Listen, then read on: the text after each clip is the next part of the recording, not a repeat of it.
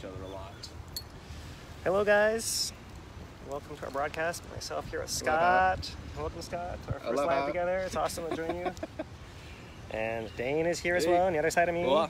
We're down here at Reed's Bay in Hilo. We'll wait for you guys to join in with us here.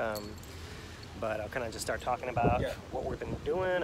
We were down here in Hilo watching your friend Dr. Rick Hazlett presenting his second Volcano Awareness Month talk this evening about the historical perspectives of eruption and what else? Fieldwork perspectives as well, was it? Yeah, it was a great talk. It was a great talk, yeah. Were you able to come yesterday or just come today? I just came today. Just came today, yeah, me too, yeah. So we got a couple people coming on, so thanks guys for joining. There's Dan, we have a chance to have him say hi also, right? So here we are in Hilo, we're gonna talk about the volcano some more. I think I've realized we're talking to people that people are really kind of needing to talk about this and listen to this and hear the ideas, because we're all kind of still suffering from some for all this trauma, like intensely so, right? I've kind of denied it myself for a while, but I've had moments where I'm just have trouble looking at the videos or whatever else, because it brings back to me, especially those first 2 weeks of the eruption, where things were changing every single day, every few hours. Those were the ones I think I'm still recovering from those moments, especially, right? Not so much the end where things were kind of stable and most of the houses were gone already, kind of thing. There was a time we were kind of stabilized, but the beginning part especially was just so rough. Yeah. And we never gave ourselves time to really The beginning was completely unpredictable in terms of where it was coming, when it would shift, where it was going next, and all of that things. It was volatile. Every day was different, and then it would go into those days where it didn't do anything. And it was so confusing at that point in time. The authorities had no idea what they're doing, so they were, at that point in time, it was just a shock, right? So it was evacuating in times of inactivity, right? Forcing people out, not letting people in, and then letting people in without warning. Guys would just roll in through the thing, and my friends would go in, and they'd call me up and be like, "What is going on? It's just going crazy down here." Yeah. It's erupting right next to you, and it wasn't a few days ago when you weren't allowed in, right? Yeah, basically. But it's so much changed, in this little time. Yeah, so we've talked a lot about the kind of county response. I'd like to kind of maybe focus today on kind of the patterns of the volcano and kind of the outlook looking forward. One thing we kind of had a chance to talk with Rick, Dr. Hazlett. I'm calling him Rick because he shook my hand. I call him Rick too. Yeah, so we say Rick, we're talking about Dr. Hazlett, who is, has a long and illustrious career. When I started studying Kīlauea in 1974. 74, yeah. He, taught at Pomona in California for a while, yeah. In fact, when I first came to Hawaii as a student, I got his Roadside Geology of Hawaii book and drove all around the island with, reading every piece of that book. And the book actually covers all the islands, which is kind of amazing, right? He shared with us he's going to be revising it soon. So soon, publishing-wise, it takes years, though. Yeah, 3 years, basically. Guesstimate. Yeah, in any case, he's been doing this for a long, long time, right? He's had, had a lot of experience teaching. And as we joked, hopefully there'll be some new roads in Puna that he can add to his book. Include in a book. That is what we all hope for. That's what we're all within the next. Can I say something before we dive into the science and some historical perspectives and all that fun stuff? The 6th emergency proclamation that the Hawaii County had put out is ended on, I think, the 23rd, maybe the 24th. I think it's the 23rd. So what that means is now the roads become much harder to put in. Now they actually have to be surveyed and done properly to code. Before, under the emergency proclamation, that had created a ton of leeway for roads to be created. Since the county has not been able to put in roads in that amount of time, the 6 months since the eruption has ended, and are still waiting another 2 months. Basically, now it's not going to be Po'oiki Road, or not Po'oiki Road, sorry, Highway 137 to Po'oiki is not going to be like that. It's not going to be like in Leilani. It's not going to be like PGV's road, where it's just done quick, right? Now we got to go through the proper channels, and there's still questions on, is lava considered fill? If it's considered filled, or do we got to take it to grade? What's the deal?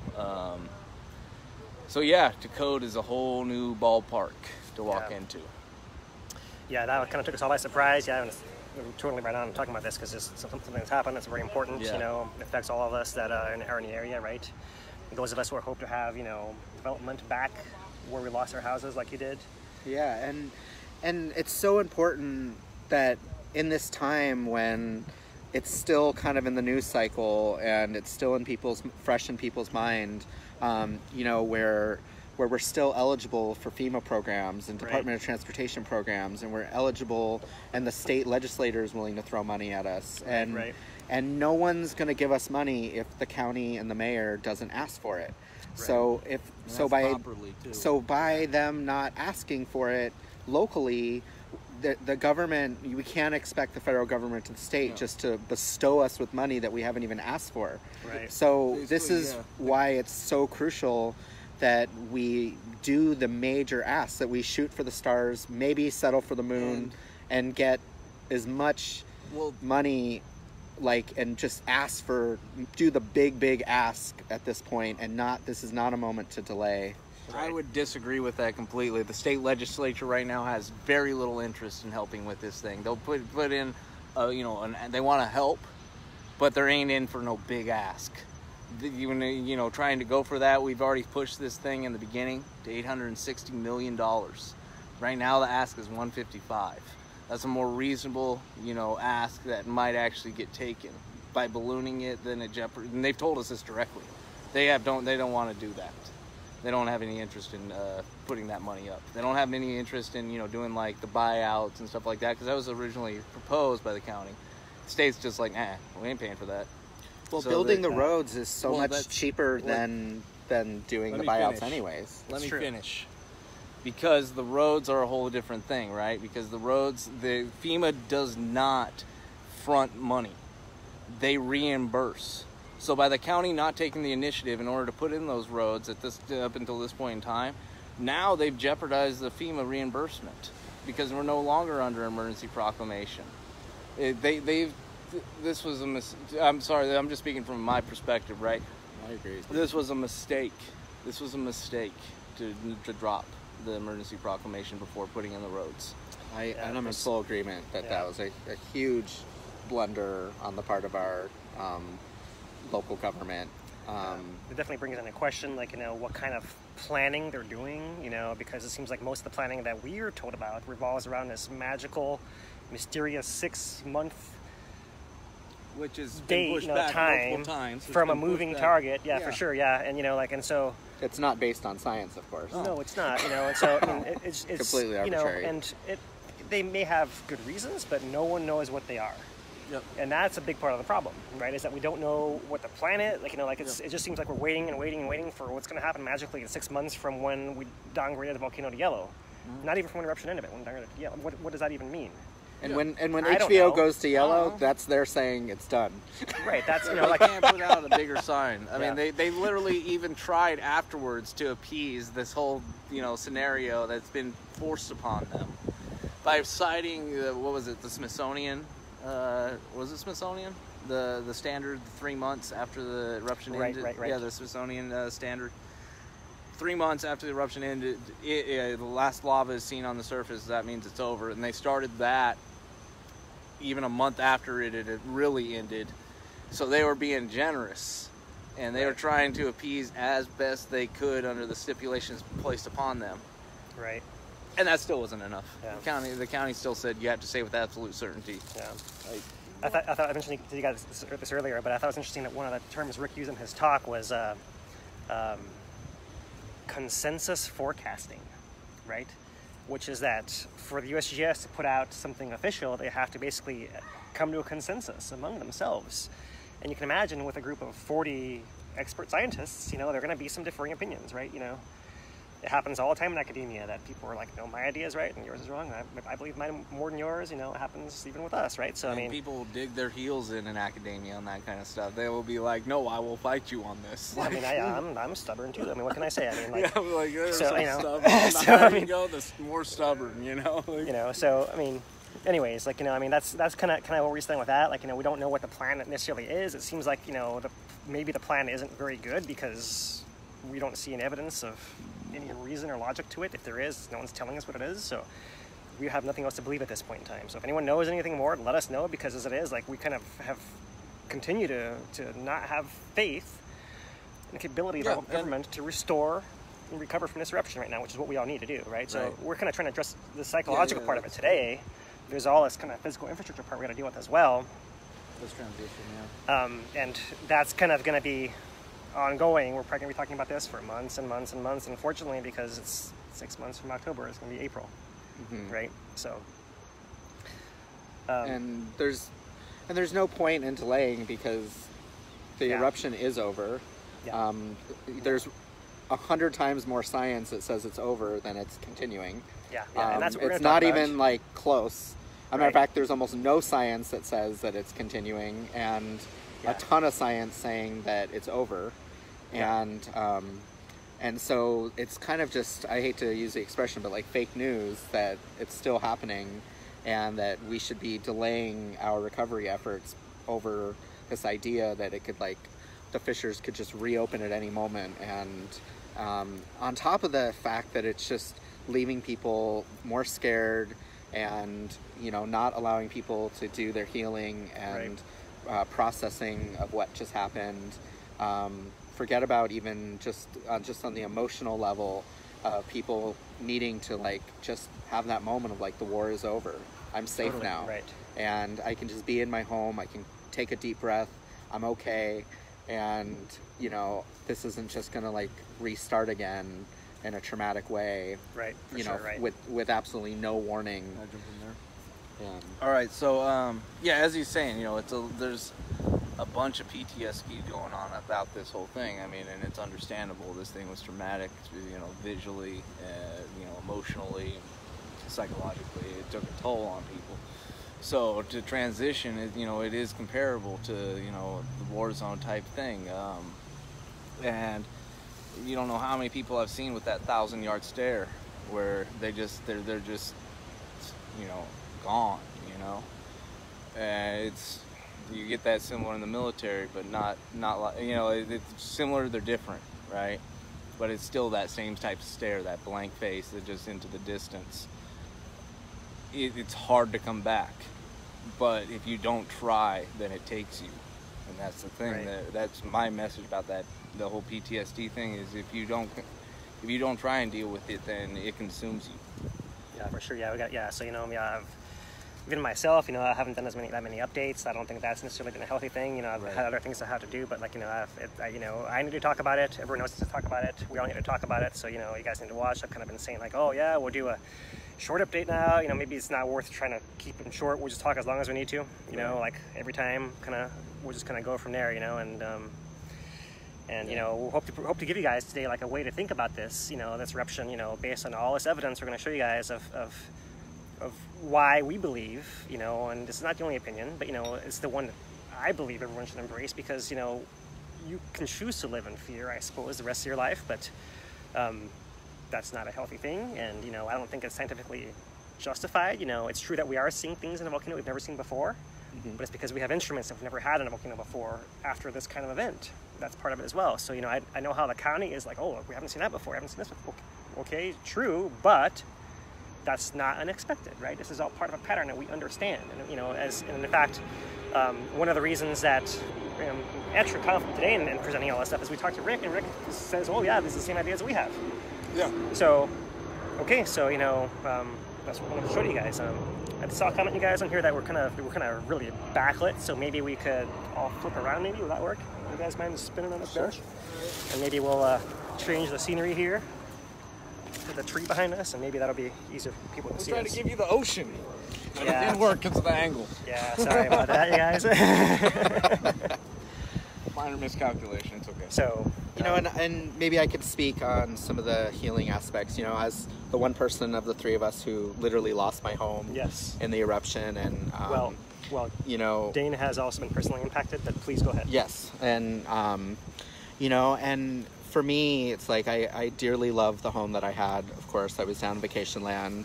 I had a volcanically heated pool in my front yard, a dream come true. The tide pools were like my favorite place literally on the planet.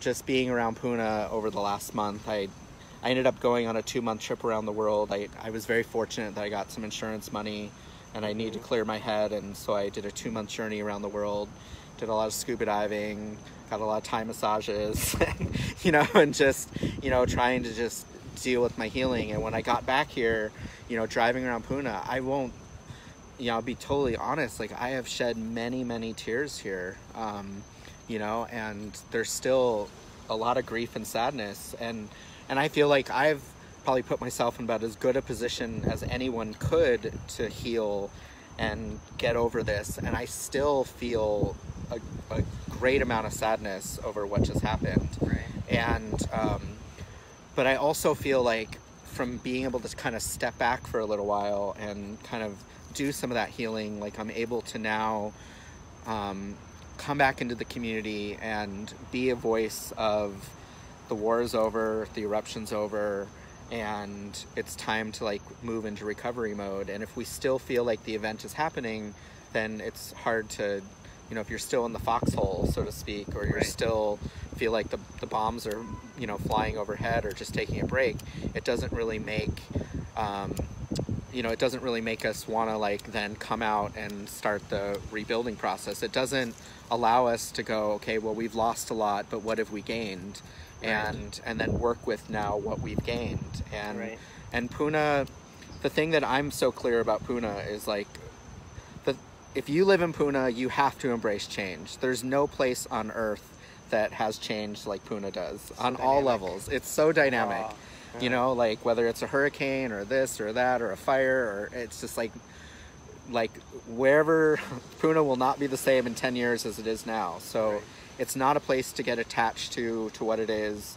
It's a place to just always come back to with renewal, and always come back to the present moment and just recreate the new reality in Puna. And and we have a potential to maybe even make Puna better, you know. Absolutely.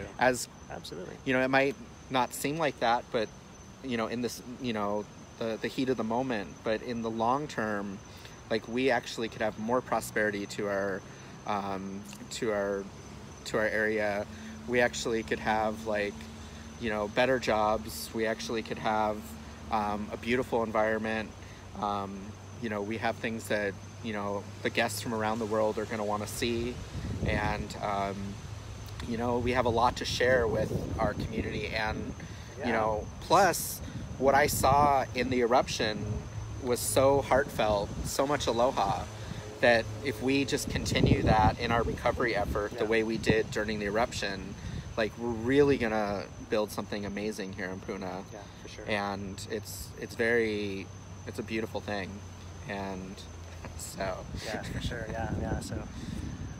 So I mean, I'd like to offer you guys before we get you know, there's a lot, you know, I really value your sharing that, Scott, and you know, as more I want to hear from you on that topic too. But I also kind of want to give people like a model, a way of thinking about this eruption that allows them to kind of do that, right? You know, so maybe we can move to that, and we can come back again later on and talk about how we're personally impacted, because you know we have so many personal stories to share, and you know there's so much potential, and you know and it's a perfect time, and you know this is why it's a perfect time, is because of what we're going to share with you guys here.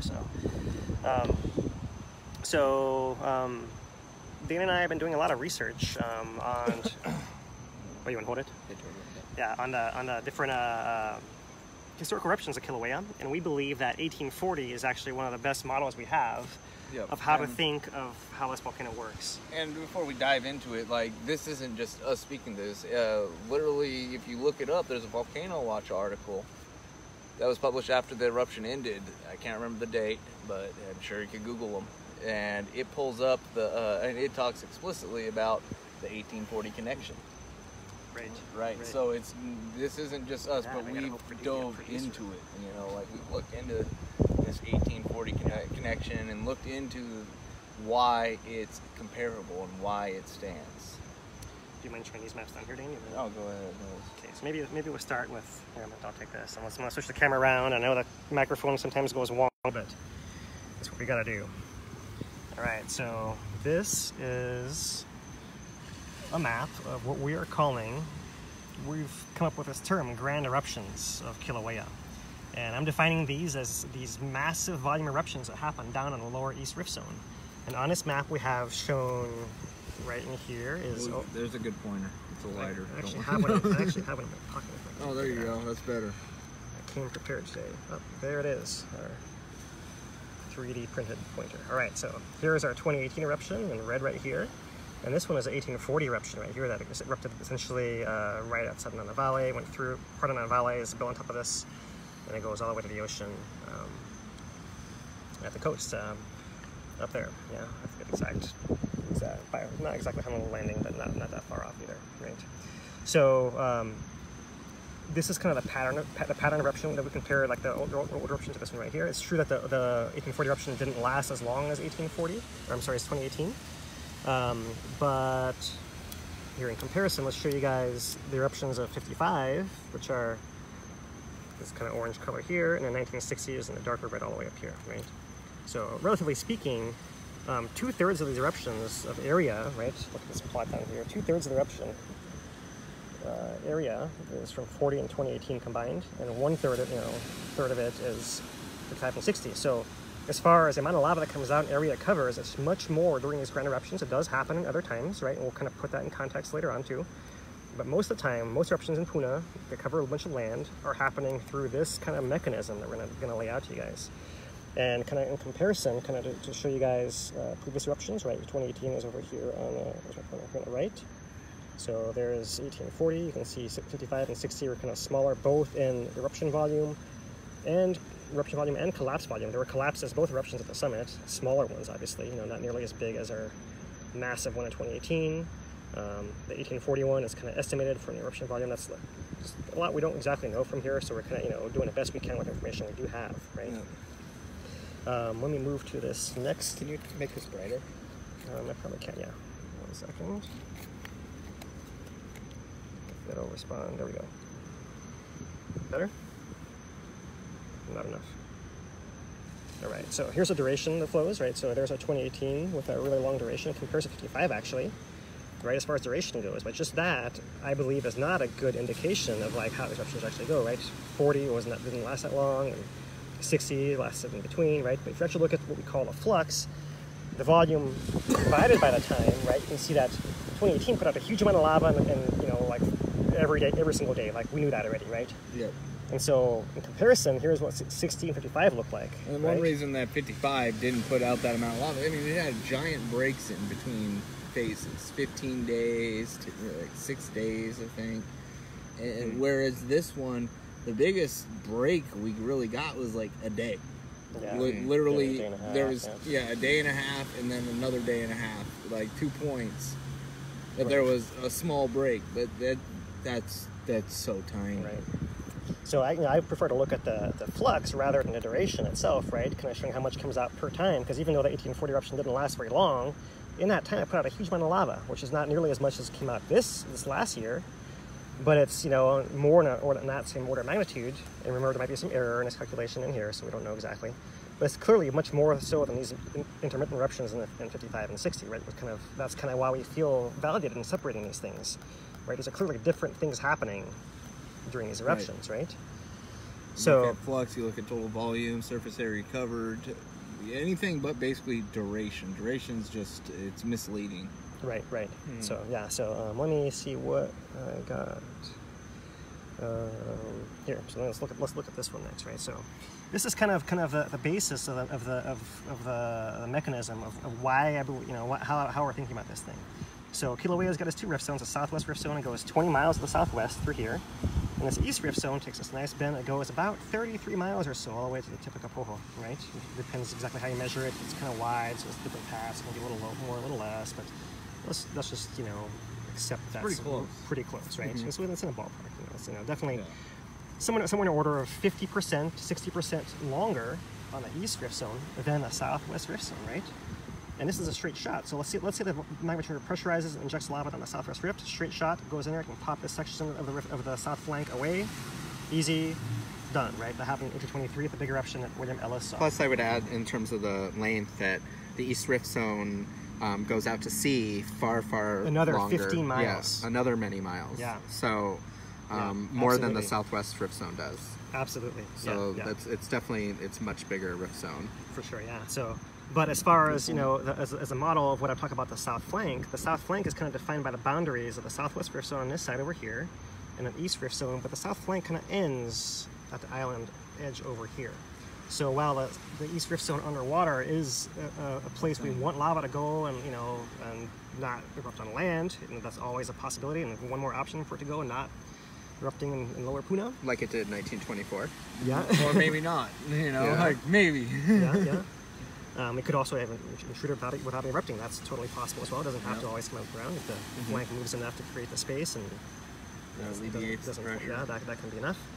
In any case, like basically the south flank is defined from an area that goes from more or less in here and all the way to there, right? And it kind of goes off the shore beyond the edge of the coast, obviously, right? There's a whole chunk of land that can something like that. So the thing is, as the volcano grows and expands, magma's coming in these rift zones, it's kind of pushing us into the side, and the volcano kind of spreads and grows in this whole dynamic like that. But if all these sections that lava is going into, the hardest place to get it into, the hardest place to open this connection is all the way down here. It's the farthest away, takes the most pressure, you gotta round this bend, like it's a pretty complicated, you know, or complex series of events that has to happen to allow this to move and that to move and all the way to actually open this piece all the way down here. You get the pointer? Yeah. And, you know, we know, of course, it was at Pu'u'o, but still, look at the distance. All the way down. I mean, really, Pu'u'o is pretty close to the summit when you think about it in comparison to how far the East Rift really extends. Right.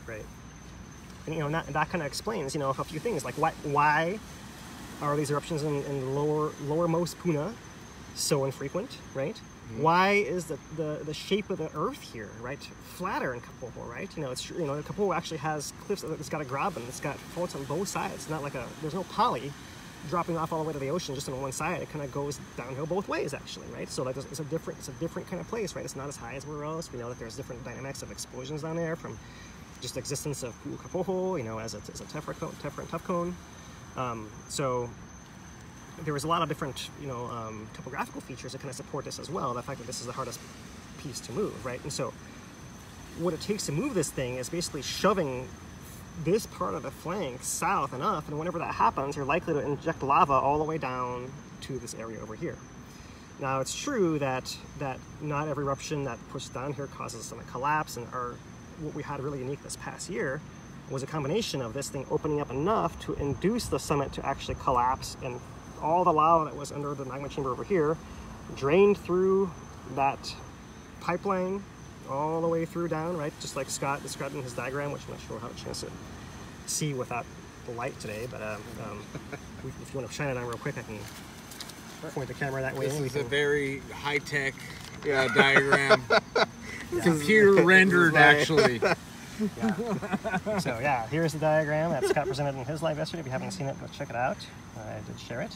So you can kind of see the model of, maybe you should explain it, Scott. Yeah, so the gist is, like, in September, I kind of had an epiphany that that one day I just kind of added it all up, and I was like, well, the summit started at 400 feet here at the top. 4,000. You know, well, it's 4,100 at the summit, gotcha. and it was 400 feet deep before this eruption, and then it dropped another just over 1,500 feet. So when you take the 1,900 feet and you subtract it from the 4,100 feet, you actually come down to 2,200 feet, which happens to be at the level where Pu'u'o was at. And then the Pu'u'o is 1,150 feet deep, and if you subtract 1,150 from the 2,200, and you kind of just, and remember, the whole event started with Pu'u'o draining out the bottom and the hole on April 30th. Right. And so when you think about it, it's, you know, it drained from the bottom here, not at the top. Yeah. So it had the closest, if the lava wanted to take the closest path of least resistance, and that's where all the pressure was. Exactly, to exit the mountain, it would have just went straight over here, and this is where the fissures are. And so in a lot of ways, the, you know, Halimama's summit caldera and the whole summit chamber there, when it, you know, drains to here, you know, and it takes the quickest way out, it goes to here. When this takes the quickest way out, it goes to here. And so the whole thing now to me is like really clearly empty, and the math kind of shows it, where this is now empty space, this is now empty space. And in order for this eruption to reignite again the way we saw during those 3 or 4 months that ended in early August, we would literally have to have lava refill these chambers entirely. And we can see that like this was like a giant connected lava system.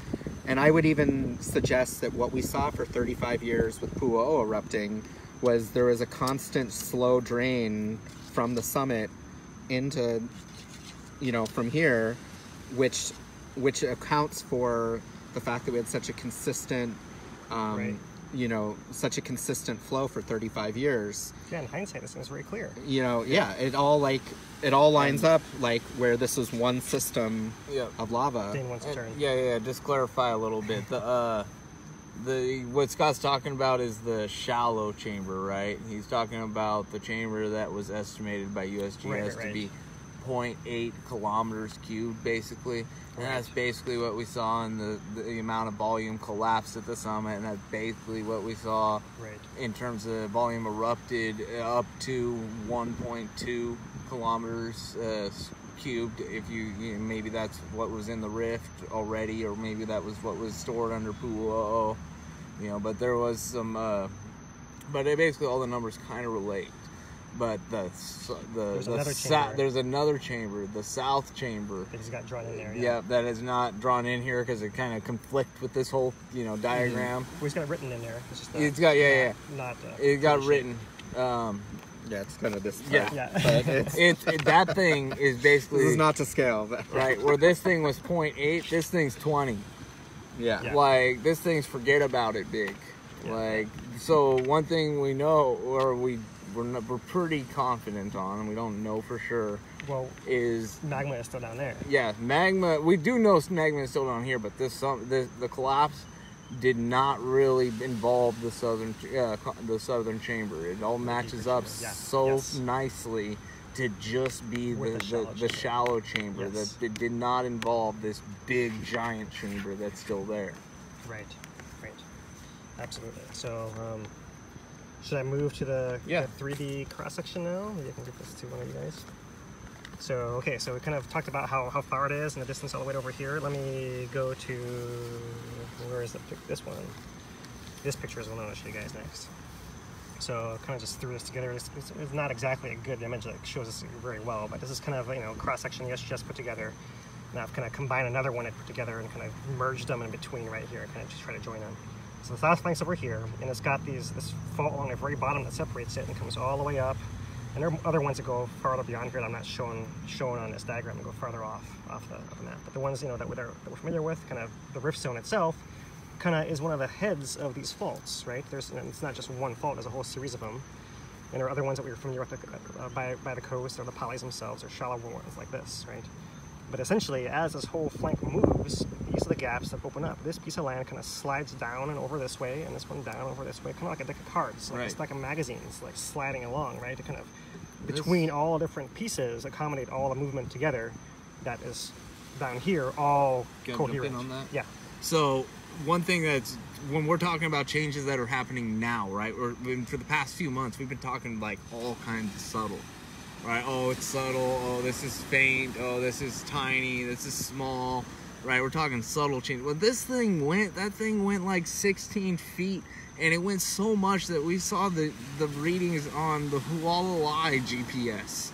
Yeah, that the whole island jerked at that point in time. This wasn't a subtle thing, right? That's a massive thing, massive, huge change. Yeah, so it's down here. The earthquake was like an area down here. Like 20 kilometers. This whole chunk moved over, right? It kind of rubbed down here. This is kind of the point. Imagine there's a downward pressure and a sideways pressure. Like right in here is like where you often have those kind of earthquakes, right? And actually, the perspective was a little off. I think it was actually slightly offshore, but and kind of get the idea, right? And Rick said Rick Hazlett said at his talk today that if you include the part that's under the ocean that moved, it would have been the equivalent of 20% of the island. 20 to 25% of the island surface area today. Yeah, absolutely. Yeah, so it's a huge area. Piece of land. Yeah. And in a future update, I'll show you guys like the details. There's a lot of publications that are actually out already about different patterns of that earthquake rupture and all of that. And one thing I would like to share as a teaser right now is some people are recalculating that earthquake as a 7.2 actually. So that one may be revised upwards at some point in the future as we calculate that. Yeah, so we'll see, because it kind of all depends on how you calculate the energy release and all that. So there's a little bit of give in there, a little bit of wiggle room in there. So that one may be revised upwards in the future or not. We'll have to wait and see. But that debate's definitely ongoing as far as that goes. Let me jump in there. So there's a lot, I've heard this many a time about people saying USGS just changes the numbers arbitrarily in order to make it look less risky. That is not true at all. It takes time to refine these things. When they put a number up initially, this is like a good guesstimate of what it is. Right. And it's expected. It's the first pass, right? It's like a first draft. You don't have the computational time to be able to compute that kind of thing with any kind of thoroughness until you get the stations that come from other areas to be able to correlate it and find. It doesn't happen immediately. The initial readings they always get revised. And to get the most accurate results, you have to do a lot of data processing. So there's basically two ways to do that. There's like the quick and dirty way to do it, and that's kind of what you do to get an earthquake on a web page within 5 minutes, which is like the goal, right? You want to have people have some information as soon as possible, even if it's not 100% accurate. Yeah. You'll take 85% accurate, 80% accurate, like just because there's something up, like you kind of the time matters, right? And then later on, you can go back and refine it by, running your supercomputer for a day or whatever, and crunching all those numbers. There's a lot of data, and actually doing inversion. I actually programmed those USGS earthquakes web pages for you guys. I can tell you firsthand, there's no funny business going on there. It's a matter of like, how do you get the thing up online without over burdening your computer, which is basically like a desktop, and especially during a seismic swarm when you have 300 of these happening at the same time, you're going to be calculating non-stop. Your thing's going to crash. That's what happened in the early days. Exactly. And we had to cut it back so that we had the quick and dirty method, and then later on we updated it only for the ones that matter. And that's the thing is, like, maybe 20 years from now this changes, but Philip and I, we both come up from a computer science background educationally.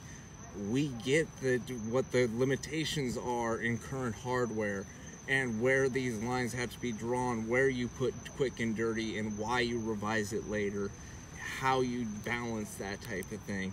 These aren't, there's no scientific lines on how you do this. You kind of just like, okay, quick and dirty, that's fast. That's good enough, type of thing. There's some, you can make some estimations in it, but a lot of this stuff is when you have that initial thing, get something out. Right. Even if it's dirty, even if it's going to be, revised later, you just get something out, and that can't require that much processing time and that much hardware to be able to run, to be able to do that kind of dirty work. Yeah, it's got to be quick, and it's got to be efficient, so that's basically how it works, right? So, 6.9 is pretty good. It may end up being a 7.2. It doesn't really matter in the end. It's kind of, it's a huge earthquake. Right, but just for to make this quick, that 3.7 that was seen on Mauna Loa a few days ago, it's been revised down to a 3.5. Right, well, that's it happens all the time. It's the common trend. Yeah, for sure. So that earthquake was down here, right? Yeah. And when that fault moves, it opens the rift zone right here, and that allows the magma to move from the second chamber. This is a pipeline that Scott was showing in 2D that I'm trying to show in 3D, although I'm not sure how I'm succeeding. And this diagram is older, showing old fish eruptions before Pu'o, like what actually happened in this eruption is it went past here, this drain, and went farther down into the page, all the way to like way over here. I didn't bother drawing a lot in this exact diagram. So what to show next is the question. I don't think anymore from that paper. What's that? I don't think anymore from that. Well, so I want to relate this back to 1840. So okay, one more. What I wanted to maybe show is maybe I'll go back. Maybe let's go to this diagram right here, right? So let's look at the bottom part of this diagram right here, which is from professional paper. Is it? For which one is it? 1806. 1806, yeah. So this is basically showing the rate of, in red down here, this is a rate of magma accumulating within Kīlauea. There's a period where it's basically filling the caldera, in a period where it's basically erupting out of the summit, and the rift zone is kind of over here. What I want to point out is that the record goes back to 1823. That's when the first Westerner came, William Ellis. And so there it is. And we had an eruption in 1823 in the Southwest Rift, and that caused a big collapse at the summit. Right. But magma still came right back in and refilled that hole pretty quickly. So in 1832, there was another collapse, an eruption in Byron's Ledge. And magma came back and refilled that area fairly quickly again. In 1840, there was a collapse and eruption on the Lower East Rift Zone. Neither of the previous two had a Lower East Rift Zone eruption. It was Southwest Rift and kind of the summit area, right? When we get magma out of the Lower East Rift Zone, in that amount of flux and volume, as I showed you guys in the previous plot, with the collapse at the summit combined, what happened in 1840 was the rate of magma coming in didn't drop to nothing, but it dropped a lot less than it was before. Why? Possibly because it's filling those deeper areas of the volcano, filling those cracks, the space opened up in the rift zone by the movement of the south flank, all those kind of things combined, right? Yeah. I'm not saying magma is not coming to the volcano at all anymore. It's certainly still coming in, probably similar to before, but it's going somewhere else. It's not coming to the surface of the volcano anymore. That's the key difference. And look at what happened after 1840. It took until 1950, right? Right. Until it actually stopped flatlining, kind of comes up, it's rising, and basically flatlines. And then, okay, well, it's showing some life, then it increases again. Right. 1970s when it really starts tipping up, Mana'u era, then Pu'o era, and kind of leading to today, right? So this era in between right here is an era where we have a low supply rate. Low does not mean zero. Low is still enough to refill the whole hole in a caldera within a few decades, as Don Swanson points out. And there's maps out. There's old maps. The oldest you can find out there. You start looking at those things, and you'll see exactly this. It has filled in, even with low supply rates that you see in here. Low supply rates. It fills in whatever had collapsed in 1840, and the entire bottom of the caldera. Oh, you have them up? Here is from Malden's expedition in 1825 or 6, I forget now. 1825. 1825, yeah, not bad. So here's like a recreation of what he saw. This is like a ledge, and this is an inner depression, and this is a huge giant lava lake right there, right? Showing that even after a collapse, there's like he came to eruption, Ellis did, in 1823, and there was a collapse of the summit, a big eruption of the Southwest Rift, a big hole, and by 1825, the thing is full of lava. Yep. All right, like not just like a little puddle in Halemaumau, but look, this is most of the caldera floor. This is a huge area with a bunch of little islands. Pretty amazing to see. Yeah, absolutely. Yeah, I mean, I think this is in our future at some point, right? Yep. Possibly in our lives. Yeah. Oh no, this is yes.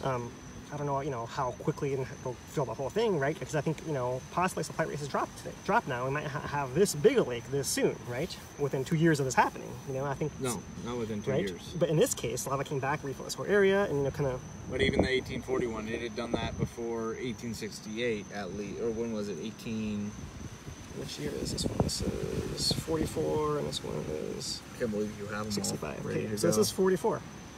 So by 44, we had another collapse. Lava's kind of, so this is 44. This is a post 1840 collapse. Yeah, this is the post 1840. This is what 1840 collapse looked like. So it actually, it's hard to say that it was bigger than ours because it's hard to say exactly how deep and volume exactly and all that. But I can say roughly it's comparable to the side. It wasn't like a puny little thing. This thing actually really collapsed, right? Yeah. That's a big collapse. No matter which way you cut it, it's big, right? And this is 1840. Give the guys a break. Yeah, 1840. There's scalings on everything. Give them a break. Use it as you can. So here is 1865, right? It's better now. So now we've actually, even with that lower supply rate, refilled that entire crater. You don't see it anymore. Lava spilled out and covered most of the crater floor, right? But we actually have another collapse, another pit happening right in here, right? So things dynamic. And the thing is even in the 1960, 1955 Lower East Rift Zone eruptions, the summit did deflate. We know the summit deflated. It didn't go into this collapse grand scale eruption. That's where the difference lies. Right. So yeah, that's kind of where we're coming from. This is the pattern of it right now. So the way, let me go back to the map. Where's my map? This one. I don't have laid out for you guys all the different earthquake events that kind of happened in the past. But I can do that next time for you guys. Oh god. The pattern is basically this, right? Before 1840, in 1823, we have a big eruption in the Southwest Rift over here. So the Southwest Rift is the one that moved, right? The western part. 1832, we have a collapse of the summit, an eruption that happens basically here, and there's a little pocket of it right over here. Right. This piece of the rift zone is the one that moves next. In 1840, eruption happens over here. So finally, we move this chunk of it out of the way. Finally, after all that work, moving it over here, big eruptions, collapses, eruptions, refilling, all that stuff is going on. Basically, trying to wedge its way all the way down in here to get to the area to push that thing to the south to make more space, because the volcano wants to grow and it's got to spread out its base to do so. And that's the model, right? And that's basically it, right? So think of it as like this is the end game. We always want to pop open this piece, and that's the hardest thing to do. So like that's what it's always it's always building towards that.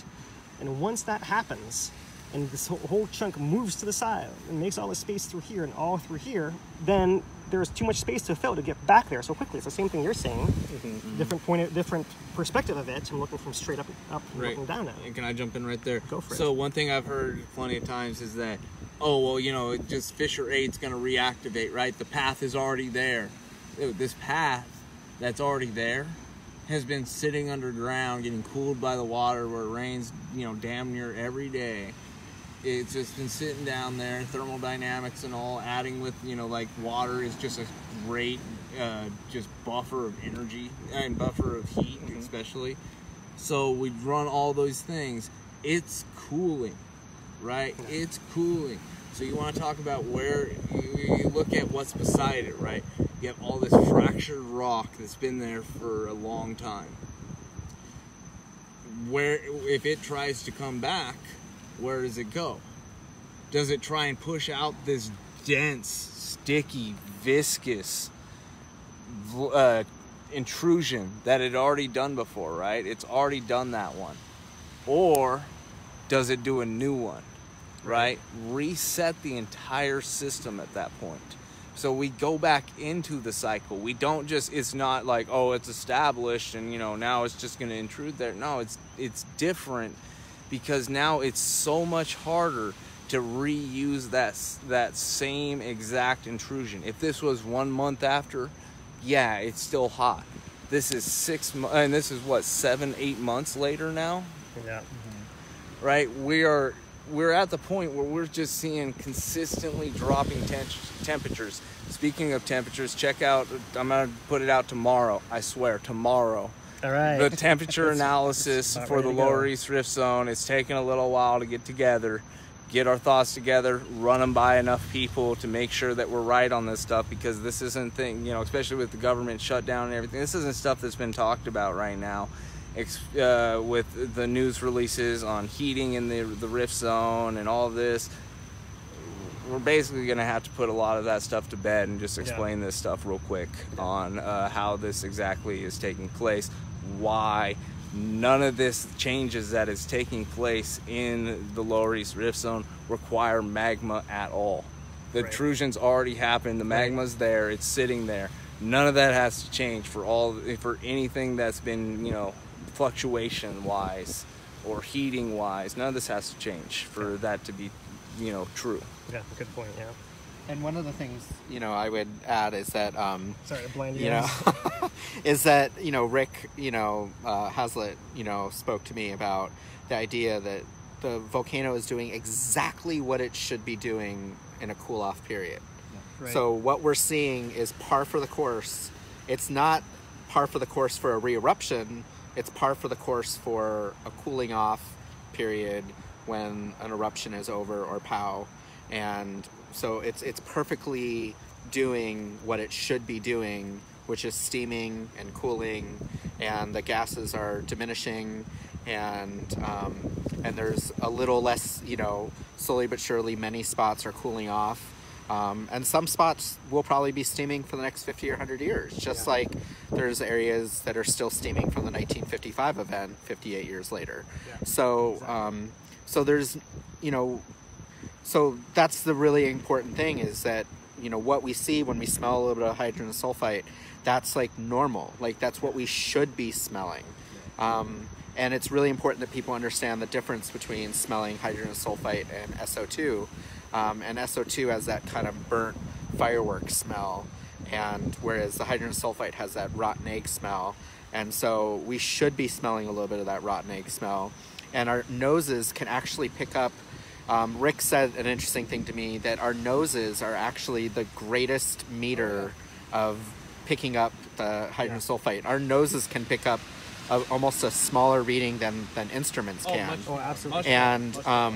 And so when it's in high concentrates, we actually don't smell it.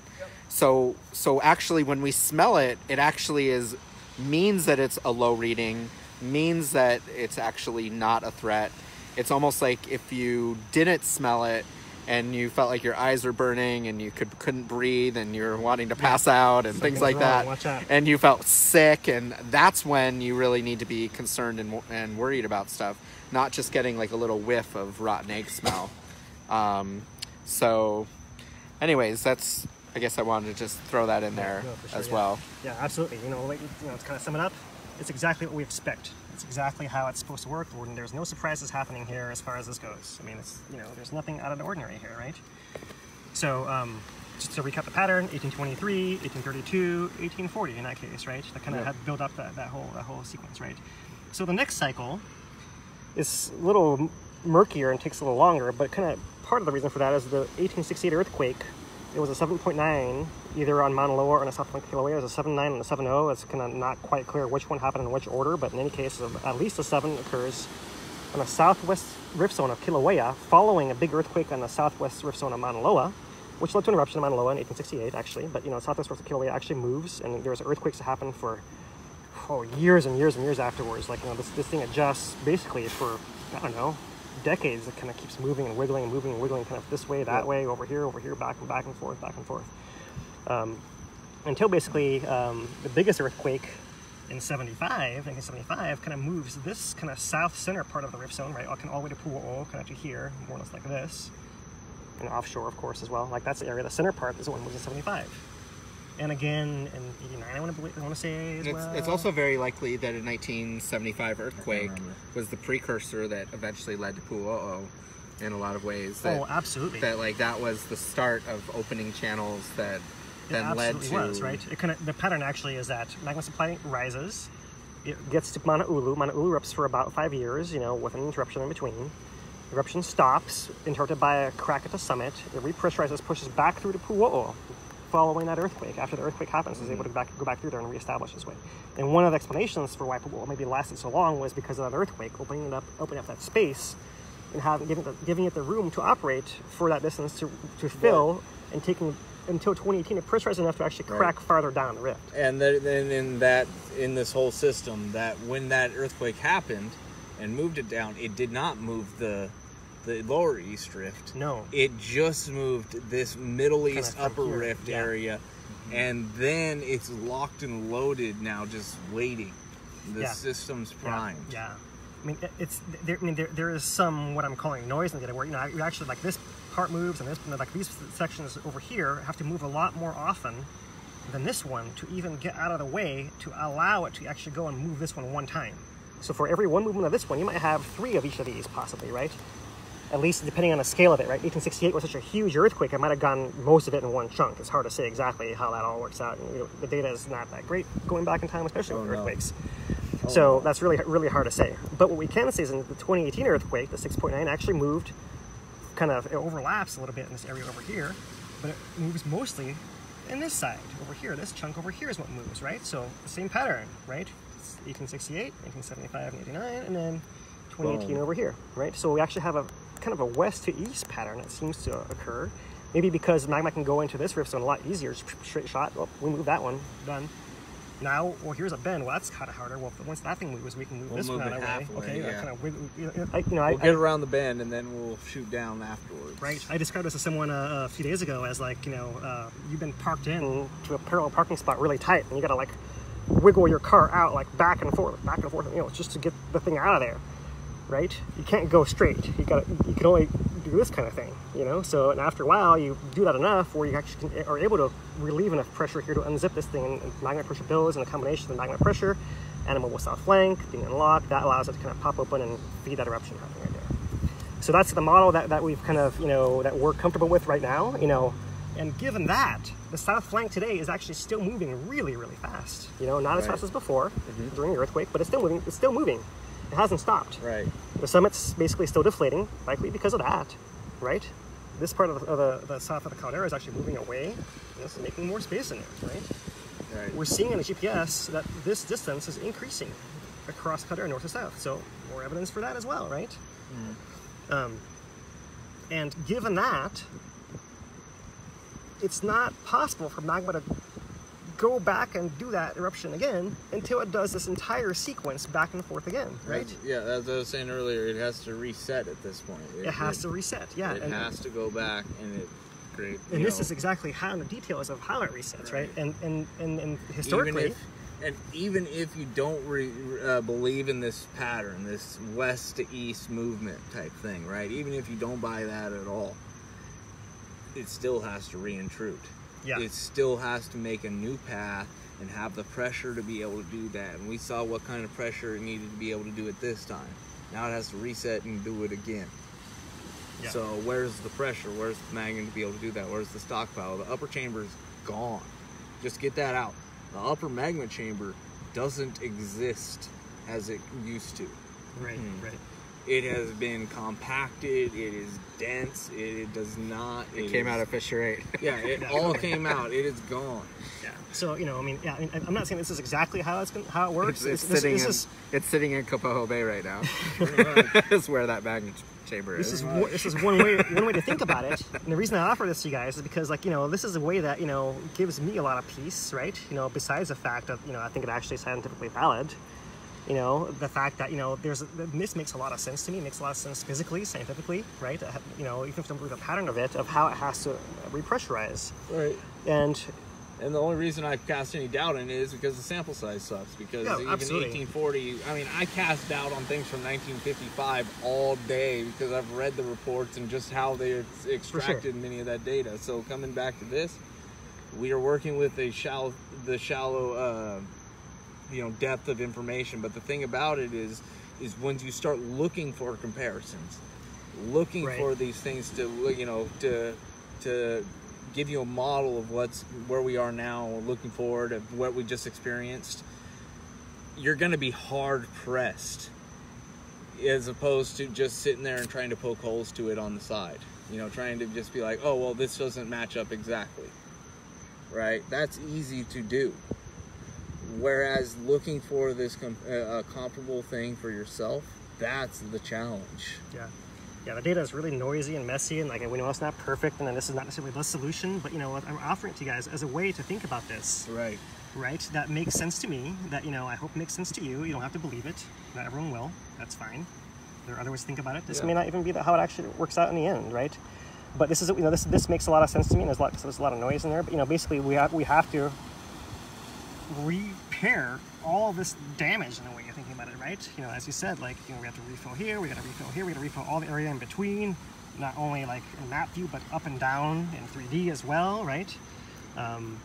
Maybe the next update we can kind of go over that. Dane posted a really nice recap of the earthquakes. Oh yeah, that thing was in 3D, amazing. yeah. And if you guys, you can kind of go look at it closely. It actually shows earthquakes happening both above and below the intrusion, right? Like it actually injected up and down possibly at the same time. Right, and I believe Tom Shea from the University of Hawaii made that one. Yes, Tom Shea, University of Hawaii. It was amazing. Yeah, so look that up if you guys haven't seen it yet, and we'll present it in the future as well. But just reference it right now. There's a lot of space, not just in Matthew, but up and down that entire. Well, it's probably 4K down or something. Yeah. 4, 5, or 6K. I think it went 8K down. down. 8K down. Yeah, 8K his. 8K down. Yeah. Well, I meant the range of the earthquakes going down. I think so. He did get some 8Ks in there. It was not many, but the thing about his model is it ran from the beginning of the year, so January 1st, 2018, until the eruption started. Right. Afterwards, it just blows up with earthquakes. We go to 800 a day, and it's just chaos. Right. Okay, so I mean that's kind of the model. Let's see. There's a couple questions that came up that I could like to address. One is, will the upper magma chamber ever refill? Yes, absolutely, certainly. That's that's where we expect lava to go next. Is actually the easiest path up is back in here to refill that hole, and even that low supply rate we described in this. Where's my plot right here? This 1840. Even this low supply rate was enough. I showed you guys to fill that entire hole in the caldera that was in the map just a few years before that. Right. Even this lower rate is still enough to fill the whole caldera. Right. Yep. It's just not enough to switch it to this East Rift Zone phase, basically, right?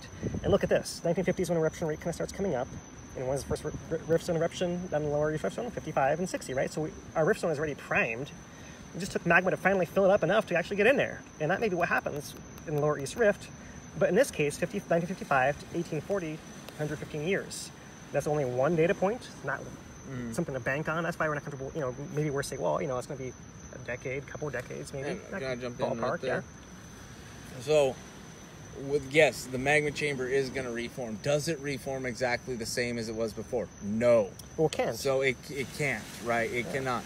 So one thing that's important to look at is, right, we had this 1823 collapse, we had this 1832 collapse, and we had 1840 collapse. All of that with magma supply being high, right? Well, those collapses, when they come in, they, you know, these ones obviously did not inject in, or did not erupt in the lower rift, right? But this one did. I'm sorry, I'm lost in my train of thought on this one. It was deep. Sorry. Yeah.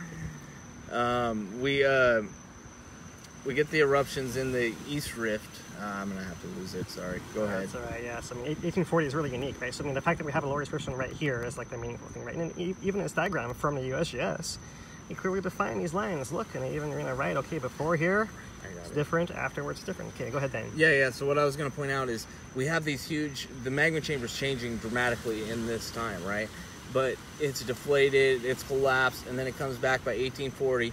And then we still put out 8 kilometers in the lower East Rift, right? So it basically, to me, means at that point in time, it had established itself enough to be able to produce that kind of collapse to feed that kind of system.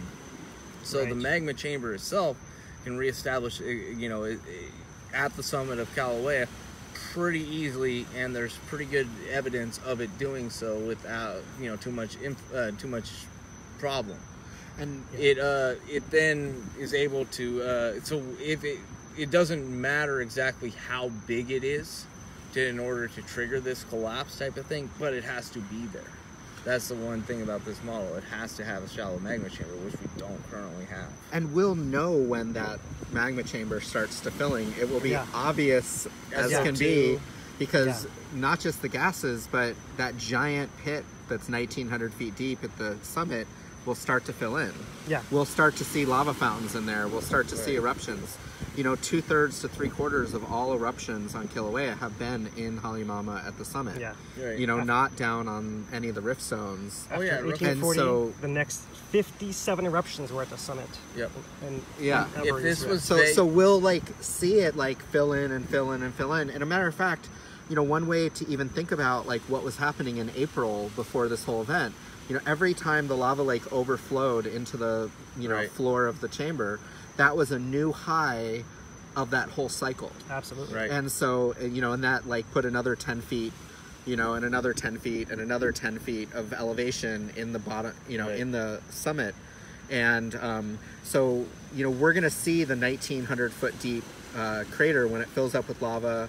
The first time it'll maybe go down to 1,800 feet, and then 1,700 feet, and then 1,600 feet. We'll see it keep coming up and coming up. So by the time there's enough lava in there to dump back on the lower East Rift Zone again, we're gonna like know that chamber has been filling up for many eruption We'll have cycles. seen it for sure. We'll I was just gonna say, coming. like, if this is Vegas, and they're laying odds on things, they are going to lay the worst odds possible on summit eruption next, and summit eruption after that type of thing. Those are going to be bet. It's going to be like an even money bet. It's not going to be good. The sucker bet. Predictable. The sucker bet is going to be lower East Rift Zone. Yeah. They're going to try and get people to bite on that type of thing based upon hype. That's just the way you look at it. Because I come from a scientific background, but I also come from a long time gambling background. I lay odds, play cards, all that stuff. And when you the look smart money is on the summit. The smart money is on the summit, and you're not gonna get paid good for it, but it's a lock type of thing when you're in Vegas. You never know when those gambling skills are coming in useful. Huh, Dan?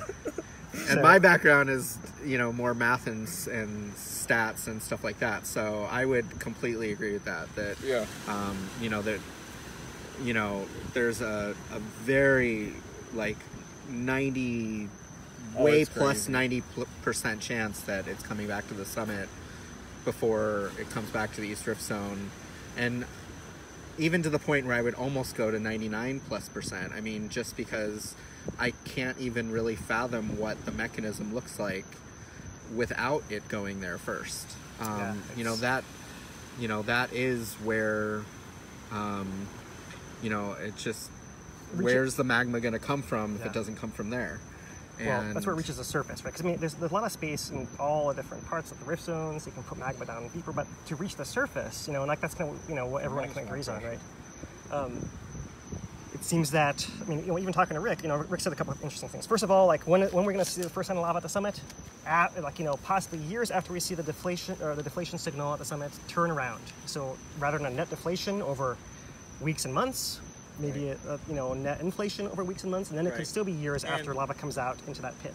Yes. And one thing, there's a question I want to answer too. Someone asked maybe how long it might take. In 1924, post that collapse, it actually took something like 30 years. 1840, it took a long time. Well, after the 1924 event, 115. there were the first couple spurts of lava came back into the summit 2 years later, but they were just a couple-day eruption. I mean, it was just... Well, yeah, and 24 was the same year, actually, a couple months later. A couple months later, it was actually 9 eruptions over the next 30 years. 9 brief eruptions. Yeah. They did fill most of that hole up, but it was a, yeah, as I said, the longest one was 2 weeks. Yeah. Maybe 17 days. Yeah, but about that, yeah. So sorry, I didn't mean to cut you off. Oh, no problem, no problem. Okay. What I wanted to, I was going to show you guys a different version of this, which is this one, right? This is kind of slightly different, but because in the modern era we have, this is basically an era of Jagger and HVO, right? We have magma supply here, and it actually included dilation rates of the rift zone all through here, all these different periods of time. But there's an earlier plot back over here that, you know, it's harder to quantify exactly how much the rift zone slips and all that. We're going to try to do that for you guys later on, kind of looking at earthquakes. But this is basically how much the caldera filled in with time, right? So you kind of see that after 23, there was clearly a huge amount of magma coming in, filled in crater really fast. Also in 32 and after 1840, that's where that didn't do that. Right. So that's a different way to kind of see the same information there. So let's see, I kind of forgot what I wanted to mention next, but maybe this is the time to talk about, okay, well, there was another question I was going to answer first, that's what it was. So, okay, after 1840, you know, it took until, it looks like it was, 40s, somewhere in mid-40s, 1850s, until we had magma come back into the summit, right? So that answers that particular question right there. I was looking into this as well. After 1840, there were earthquakes that happened for about 6 years afterwards. The south flank after 1840 moved for about 6 years until it actually finally stopped. And, you know, then we were able to kind of resume a recovery from that point on. So, you know, I would say the south flank probably moves for maybe years. You know, I won't say how many years, but, you know, I would expect it to move for years. Mm-hmm. And, you know, if that's the case, then how can you even refill any of the rift zones, you know, until after that thing stops moving, right? So it has to go to the summit, and then after some years it'll go into the rift zones, and it could be actually decades before that happens, you know, so I can't guarantee it, but this is the way that makes the most sense to several of us today. Maybe now I can kind of switch to the Mauna Loa, right? So, and just a reminder that from 1840 to 1955, there was no eruption in the lower East Rift Zone for 115 years straight. They were all in a park. So they were all in the national park. 57 of them. 57 eruptions. So, you know, so it's not like this guaranteed thing that it just keeps erupting in the lower East Rift Zone like that. No, like history shows that it's actually, at least in this era today, fairly rare. Yeah, that there's many times, and then from 1790 till 1840, there was another 50-year break. Right. So this amount of activity that we've seen between Pu'u'o and the 2018 event, and then the 1960 and 1955, like, this is actually by far the most activity that we've seen in the lower East Rift Zone in recorded history. So this may, you know, this could be an anomaly, or maybe, you know, this is a little bit more what it does. But either way, there's definitely some precedent for it not being this active. And And after seeing such an emptying of the system, I'm more apt to go on the longer side of things than the shorter side of things. There's a question about Pukapoho real quick, and just wanted to mention the way that happens is, if the rift zone opens enough all the way down, Rick mentioned this in his talk today, all the way down to where it encounters the groundwater shallowly by the ocean, that's when you have those explosions driven by both steam from groundwater, but also vaporized ocean water as well that kind of sits under the island as well. So I have one thing to go hopefully on to before we... Hopefully I've answered that question. Yeah, okay, go ahead. All right. You gonna do Mauna Loa next? Is that what you're gonna Yeah, I'm just gonna do a little digress. I'm sorry. Okay, well, yeah, I was gonna go to I'm sorry. I was just gonna try to answer the questions first. So okay, so you're thinking it too. Okay. Yeah, no, yeah. So okay, what we've talked about before about how Mauna Loa and Kīlauea lean on each other. You want to do it, Dane? You can. Okay, I'll just dive into it a little bit. You can take over. Right? Okay. Point at it, get it going. All right. So these things, we know they have separate feeds. We don't get the chemistry between them mixing, right? We know they have separate feeds up, coming from depth. Okay, cool. They're buttressed against each other. The south flank of Kīlauea is like the farthest edge, and then Mauna Loa sits on its back. So when that south flank moves, Mauna Loa moves too. I think I might have a diagram for this. Right, and we've seen it translate the south flank movement translate all the way to Hualalai. So Mauna Loa, it was more pronounced. I've seen it; it's more pronounced, right? So, can we go back to that other though? Yep. Oh, find it. There it is.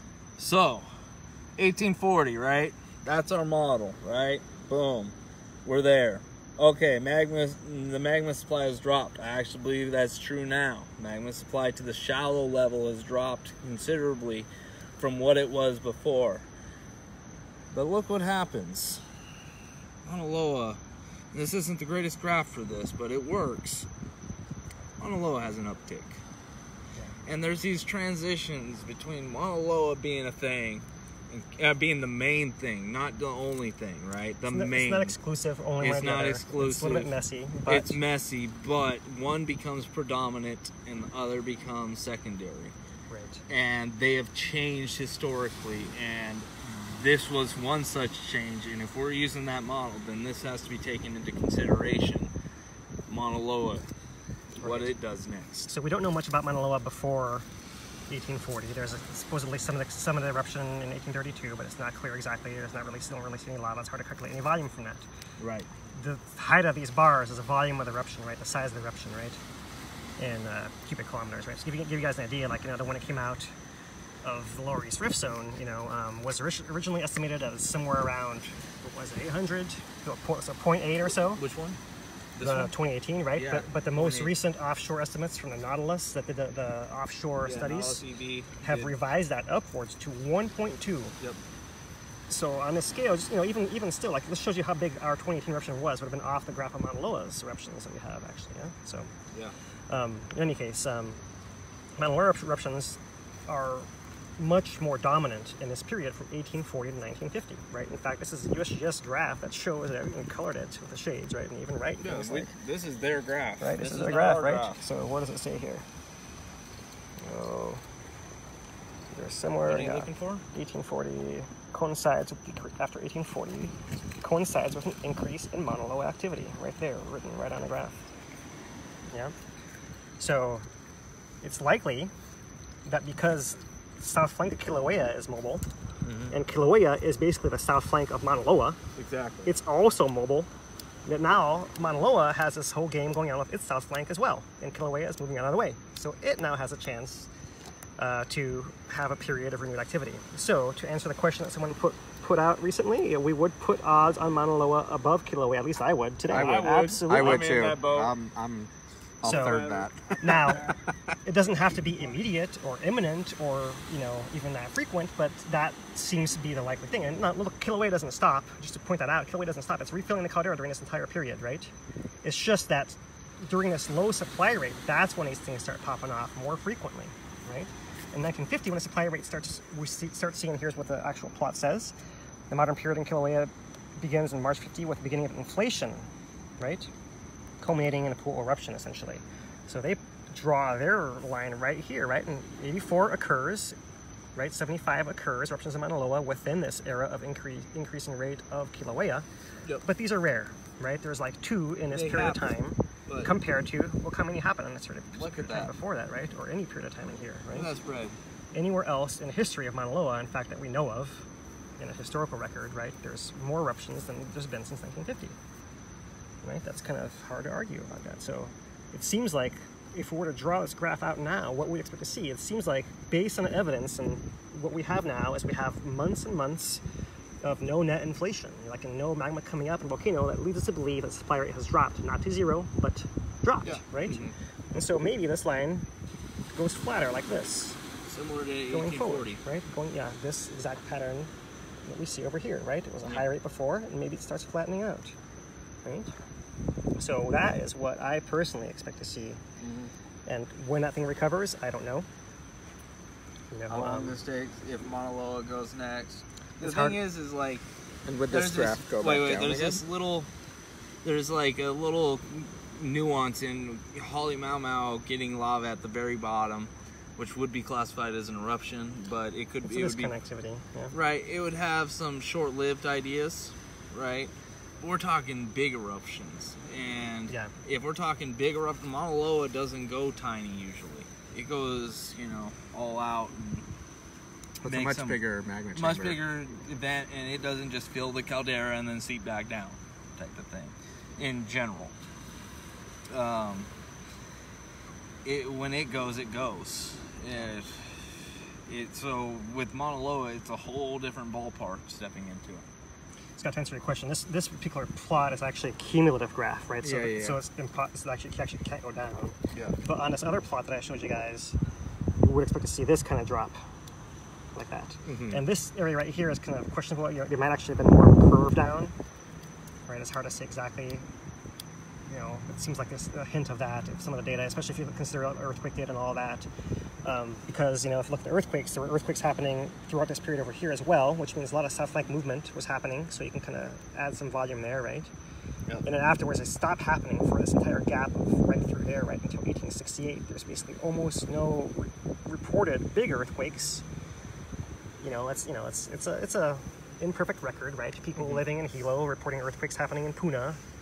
Okay, you know, but they reported them for 20 years before that, and 20 years afterwards, and not in between. Yeah. And how big did Rick say that the south flank, the area that it moved, wasn't it 260 square miles or something like that?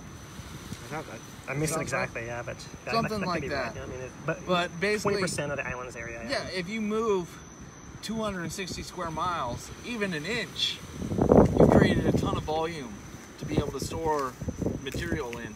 You move it something, you know, 10 feet or whatever, 16 feet. Oh, you've just created so much room in order for it to fill. So that's kind of it, guys. You know, I mean, I don't know, we can kind of rehash it. Let me see if there's anything I haven't showed you guys on here, you know. So maybe one kind of final thing. So kind of put this in perspective. This is a plot from Don Swanson that he presented at the Chapman Conference 2012 in Kona. And this is kind of talking about the historical pattern, like overall volcano in long terms, right? You've heard about explosive cycles and effusive cycles of Kīlauea from Swanson, perhaps. We've talked about it before. And kind of draws them in through here, right? So he's talking about areas where explosive areas of big caldera collapses, kind of areas like this, and then areas of effusion, shield building like this, gaps in between, all that, right? So we're kind of zoomed in on this section right in here, right? We're not concerned with anything before this yellow box. We're all inclusively looking at the variation in the curve, the wiggle all through here, basically. That's what we're dealing with.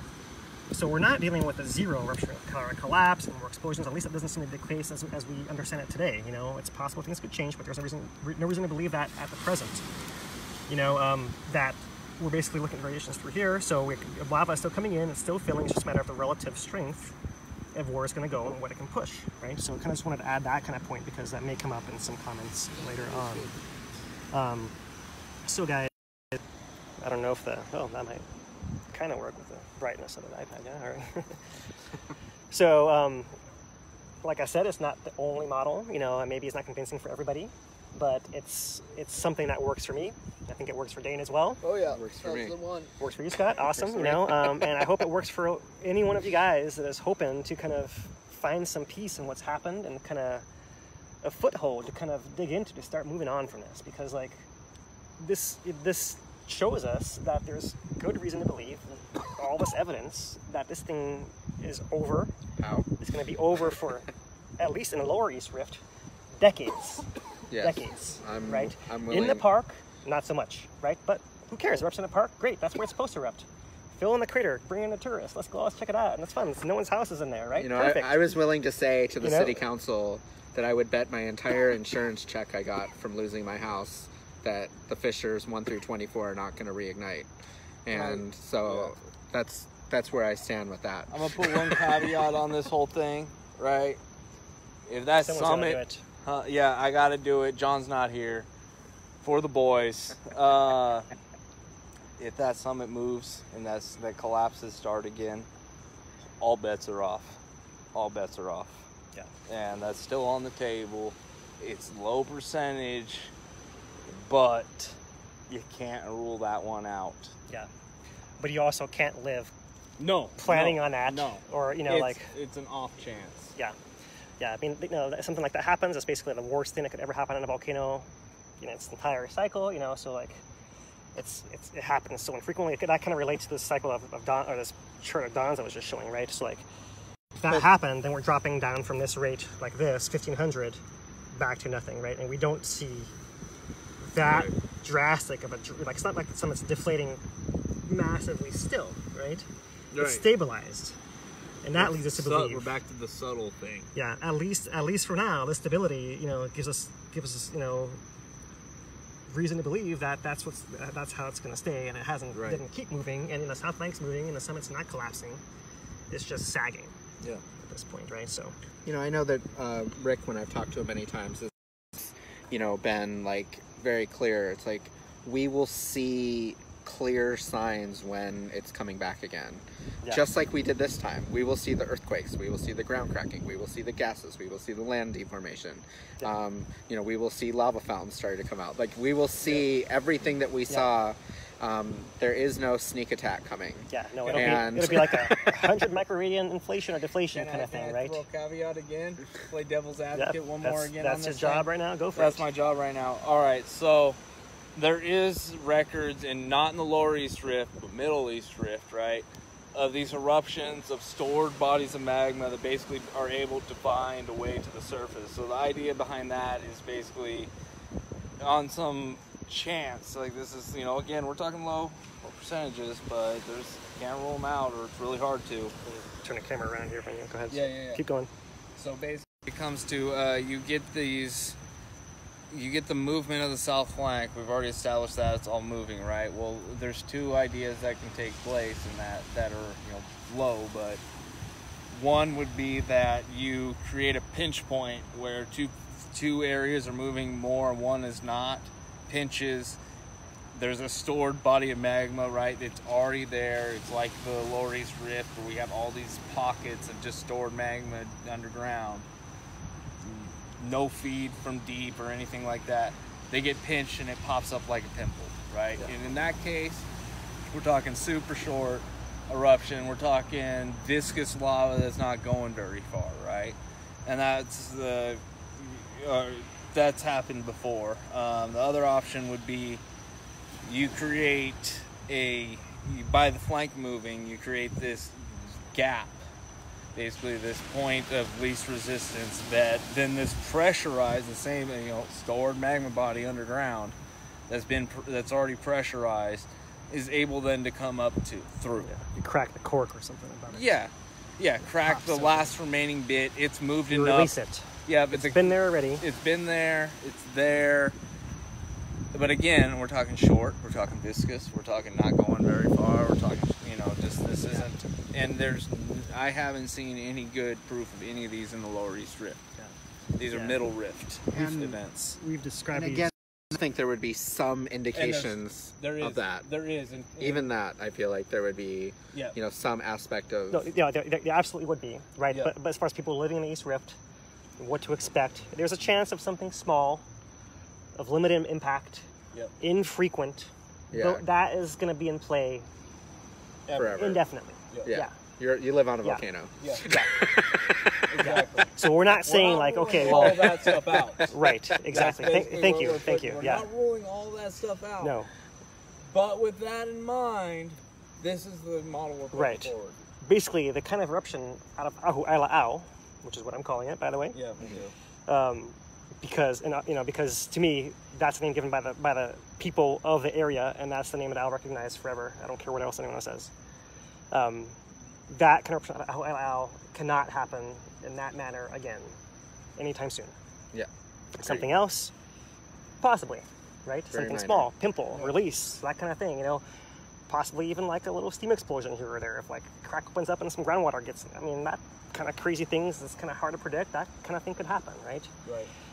But it's going to be localized, gonna be small, Mm-hmm. limited impact, Short. infrequent, and short. Yeah, absolutely, right? Because we don't have this entire pressure of the summit driving in the whole. We don't have the a whole big system. gravity feed. Exactly, right? Yeah. No gravity feed, right? It's just like one pimple, Yeah. right? Basically. It's just this off chance that we can't get rid of. We recognize, but in lieu of that, as a betting guy, as somebody that gambles, you take those bets, type of Yeah. thing. Those you don't worry about that. You lose some on that, but yeah, that's the off chance. And it's definitely not something to like not rebuild roads over, and not No. like the odds of these happening, and even those spots where that might happen is less apt to be where these new flows are anyways. So it would Yeah. literally be some new weak spot, most likely that wasn't lavaed over last time. Yeah, the road. And- if you build a road on the high ground, it's not going to get covered. Exactly. So Right? the funny You know? thing is, like, all the new roads are going to be the On safest the high ground, roads yeah. for the next eruption. All the houses It's top of the actu- flow are going to be the safest place. Not in zone 1 maybe because of this explosion potential and the cracks yeah. and all that, but I agree. that- elsewhere in zone 2 and upwards, let's say, even though it's I mean, I've joked with my house that I'm now out of the tsunami zone, Right. Like, with my land and vacation land, Right. and so it's like, I'm now out of the lava zone, or out of the tsunami zone. I'm on high ground, and that flow was so giant that the thought of like that flow went over the 1955 and 1960 flows, which I never would have guessed in a million years could even happen. I would have figured those would have been tall enough to act like a dike. it went over the edges of them, but it didn't actually Yeah. cross over the center of either one of those things. Oh no! It actually when it the went towards Mauna Kea Poiki, one. That one, sure, yeah. that went That's right the over the Delta. 55. Yeah. The flow. delta is Yeah. different. The delta doesn't care. The delta, when it's in that Yeah, kind that of thing went up volume, hills. It just goes over everything. Well, There were Some areas hills, in the yeah. farm lots and down in Kapoho that I would have never in a million years thought would have made it up over those hills. Right. And it did, and that was such a giant eruption. And so whatever, it's just so unlikely that any future eruption in our lifetime is going to crest over these 2018 flows. Yes. Is very slim and none. Yeah, these things are much taller than the 55 flow. Yeah, Oh, yeah. Exactly. Yeah. And Yeah. so I thought you made a great point. so it's actually very safe to rebuild these spots. Yeah. And I thought you made a great point in your video yesterday talking about how other places have their hazards as well, whether it's Florida or Kansas or wherever it is. Like everyone deals with something, right? Sinkhole opens in Florida under the road. yeah, they don't Hurricane washes it out. they don't just say we're not going to rebuild New Orleans because we know some point Everyone there'll move be a out flood of Florida. again. Not safe. No one can live there anymore. Right. We don't do that, right? Or we know Anchorage will have another earthquake someday, so Or why? LA. They've San Francisco. already rebuilt their Right? roads in Anchorage. Berkeley, right? A I mean, little bit of a digress, just tie it back to something we said earlier, right? So, as he was saying, we don't know, right? Fires in California. So, the Paradise Fire that went through, I lived up in Quincy, up by there, right? So, the thing about that is, Cal Fire, we talk, we diss civil defense and we talk crap about them, and like they're accounting for homes lost and their time and how long they, all that. Cal Fire did 8,500 houses in 48 hours accounted for. yeah. 8,400. These guys were doing like 30. Here in Hawaii. Yeah, here in Hawaii. Yeah. That's the difference. Like those guys, when I looked at what they were doing, it blew me out of the water. Yeah. Completely flabbergasted at how well they operated. Yeah. And then I look back at this and it's just like it's a joke. Well, guys, we could probably rail against, like, you know, how things actually went down for indefinitely. You know, we haven't touched on any of the current data today, but we're just going to leave it off for now. We can do that another time. There's plenty more we can talk about. Actually, Rick's talk, in fact, a lot of details coming out of there. They were very interesting. There's a lot of other things to talk about. Yeah, but primarily today, like, what I really wanted to do is give you guys just a way to think about this, to let you move on, right? Because that's what it's about. That's what it's time for now, right? You know, we've done a long update. You know, we need to talk. We have a lot more to talk about. We have to, you know, we got to get all this out because it's part of our dealing with it. Yeah. As we've talked about, and I'm sure you guys have the same kind of, even if it's just watching us and listening, and you know, long video is great. You can watch it over and whatever you need to do with it. You know. So we'll have many more updates. Talk much more about all these other details. You know, response, like eruption dynamics, like, you know, earthquake dynamic, all those things, lots of interesting things, you know, that have come up, we've learned about. I hope that I haven't heard yet, but I believe HBO will reschedule their volcano awareness month talks, like, you know, the ones that were canceled, they'll reschedule them in the future. I'm not sure if that'll happen before or after this next shutdown deadline or not. We'll see about that. But there is one more talk this coming Thursday down here in Hilo by the drone team that actually surveyed the eruption as it went on. So possibly after that, well, I think it might be later on. You know, that one's at UH Hilo at room 101, I believe, and building 300. I want to say that's where it's being held. It's around there. You'll see people. All right, yeah. So maybe after that one we'll have a chance to at least, you know, maybe go over the current data or something like that, or, you know, kind of go into more the other things like that. So, is there anything else you guys want to add right now, or should I see if there's any other kind of? I guess my final thought is, you know, just, you know, again, the road recovery starts with roads. You know, no roads, no recovery on many of these areas, and you know, and it's just how crucial it is that we're all a voice of recovery at this point. And, you know, we all have to be putting pressure on the county council and the mayor to be making the asks that we need as a community to, like, restore our roads and restore our life down here in Puna. Or we're just going to watch our community just kind of crumble into the future, and watch our businesses one by one go out of business, and, you know, and just see more and more poverty and crime and things like that down in Puna. And, you know, that this is the moment where we have to, like, really be making the stand to get the funds that we need, to get the help, while the universe and the federal government and the state is willing to do things for us. Maybe they won't give us as much as we hope for, but there's something there. But there won't be anything there if they don't ask for it. So, and unfortunately, we've learned that the current county government will not act without pressure. Yeah. So it falls on us once again as a community. Yeah, we need to exert that pressure and make our voices heard, and push and push and push, like, please come to these county council hearings. Yeah. Please submit testimonies.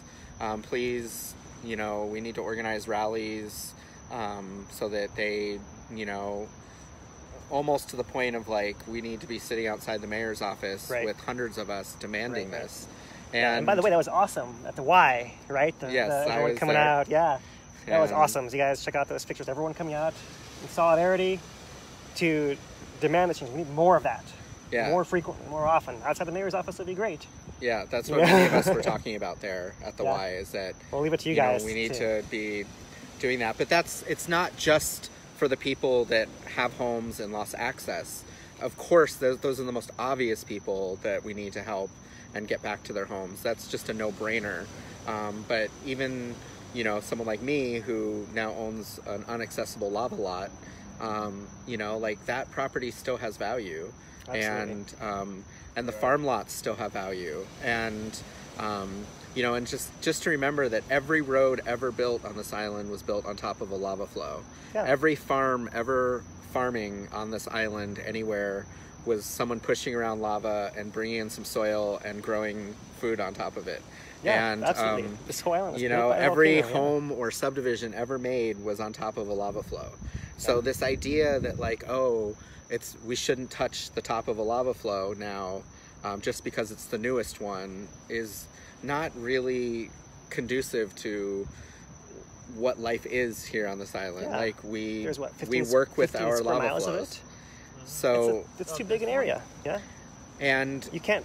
and not only that, but like there's 13, no yeah. other place in Hawaii that has lowland, affordable farmland where it makes sense to do farming. You know, like if you go to Maui or Kauai or Oahu and you try and get 5 acres of land down by the ocean somewhere, you're not going to be growing orchids and citrus and Right. papayas on it, because that land would be tens of millions of dollars. Right. So this land is the only affordable farmland, and pretty much like with that climate, you know, down by sea level. Yeah. And it's really important that we activate this, because, you know, part of climate change and part of our, you know, having a good carbon footprint and stuff like that is sustainability and us being able to provide food for ourselves. Yeah. And, you know, instead of just shipping in all the food from somewhere else. Absolutely, yeah. So it's a great use for that land as farmland, yeah, because like you don't want a whole bunch of people there, right? So you want to grow a bunch of crops. And- you know, you might lose crops like we did this year, but we can plant more crops. And one of the kahunas that spoke, I don't remember his name, unfortunately, who owned one of the Kapoho farm lots, said at the county hearing, he's like, don't take this land as worthless. When I got here in the early 1980s, my lot was full of lava. And we cleared it, and by the time we left, we were growing orchids and papayas and all. He named off like 20 types of fruit, and he's like, we had a functioning farm, and he's like, now it's just starting all over again. And the A'a lava is actually much easier than Pahoehoe to farm, because More gaps. I also had a hardscaper tell me that he's like, you know, you can clear these lots much easier. You can turn these rock piles into big rocks, medium rocks, little rocks, and cinder, and you can use that for terracing and landscaping, and then the roots can penetrate the A'a lava much easier once you throw a little topsoil on top. Yeah. And so plus the volcanic stuff within the soil, you know, it's like, you know, the roots just use the lava rock like a big hydroponic system. Yeah, And so this idea that like this is not usable land or this is not valuable land is not based in reality. This is actually very valuable land. As you say, the whole island's made of this stuff, right? I mean, I think immediately of old growth forests, like around when I like to go and, you know, people take me out picking mile, whatever, right? Mm-hmm. Old forests on big flows. That's where the stuff is, you know? Even the native plants, you know, like, so this has been happening since the island's been here, you know? I mean, and you know, it's like, you know, it's like the culture says, right? Get out of the way. Yeah. And when it's done, you can go back. Yeah, right? like, you know, like I mean, that kahuna was excited to like restart his land all over again. I mean, and we should, you know, if people like that want to get back and start farming again, like we should be helping them do it. And, you know, the one thing I really feel like I saw so clearly with the hub and with the whole community involvement is like, the only thing we truly need from the county is the roads. Like, we can almost cover everything else ourselves. Like, we got this as a community otherwise. Like, we can take care of ourselves. We can rebuild. We can put in our driveways and our roads. Get out of the way. But we do need those central corridor roads that we can then plug into those roads.